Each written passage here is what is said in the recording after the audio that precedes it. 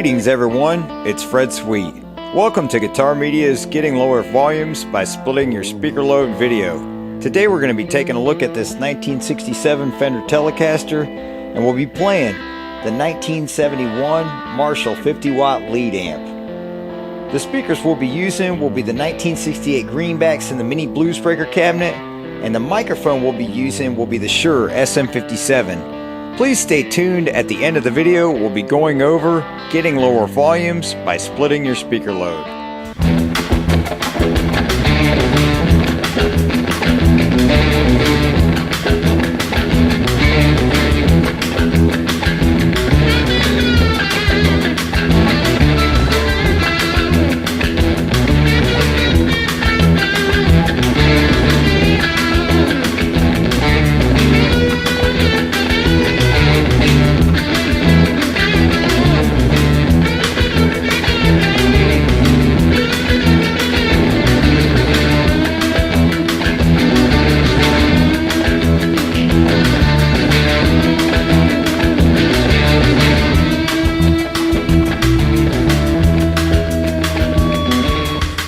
Welcome to Lower Volumes by Splitting Your Speaker Load section of this video. I had someone write in just recently and say a while back you did a video where you were splitting your cabinets to reduce the volume levels, and they wanted me to go over that a little bit more in depth and revamp on the subject, maybe with some close-ups of what I did and some comments on what to expect, or more in depth on what to expect. So like you heard in this video today, and like with all our videos that we're using the Marshall heads, we always split our speaker load to reduce the volume level. Because we're running these amps pretty much wide open, we do this to allow us to be able to hear the mix in the headset, to lower the volume, to reduce it to a usable volume level, a working volume level.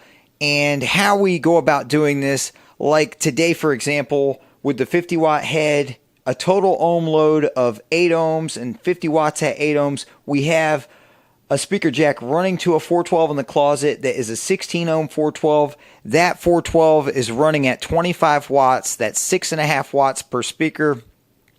Then we have another 412 in the closet, and that is an 8 ohm 412. And then we have the 212 in the room here, and this is an 8 ohm 212.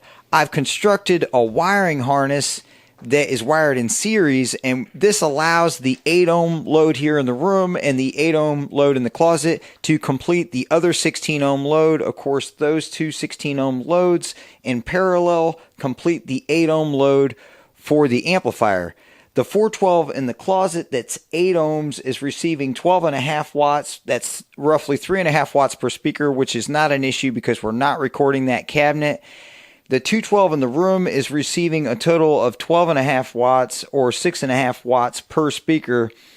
And what you come to expect from Celestion Greenback speakers that are designed to run, or 25 watt speakers, the sweet spot is about 12.5 watts, or half of the power rating of the speaker. And what you come to expect when you cut that in half, like say for example, like we're running 6.5 watts, we experience the most noticeable thing is a drop in the bottom end, less bass, slightly less volume, less sound pressure levels, and the speakers don't play quite as clean. We're getting a little bit of cone cry, which is not an issue when we play some of these rock and roll styles of music. The most important thing about your wiring harness, this is something you want to try at home, is you make sure that the jack that's going into the amp is a male jack like you see here. And when you wire this in series, you want to have 2 female jacks on the other ends of this cable, this is actually a 3-sided cable.